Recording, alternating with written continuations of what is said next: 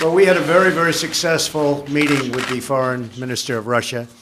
Our fight is against ISIS, as General McMaster said.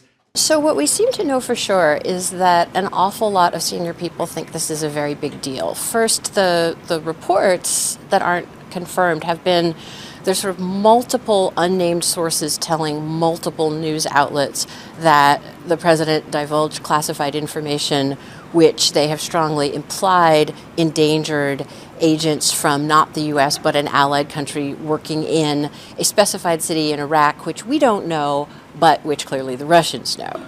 There's not going to be dramatic, nobody is going to go on TV tomorrow and say, that's it, no more cooperation. But I think what folks in the intel community are very worried about is you already had warnings and anxiety and debate among allies. How much should we share with this guy? He seems not to have a lot of respect for the traditional means and norms and practices of intelligence, and this is going to inflame that by a significant factor. So far you have the Republican chair of Senate Intelligence saying, I can't get a call from the White House to talk to me about what happened. Which is, that kind of public frustration, never a good sign. You have another Republican senator saying, well, if it was okay to show this intel to the Russians, surely it ought to be okay to show it to the Senate.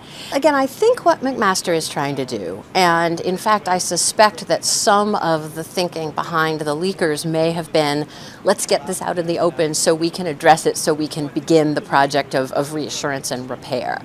And what I think you're going to see is some talking about compartmentalization. What do we share? What do we not share?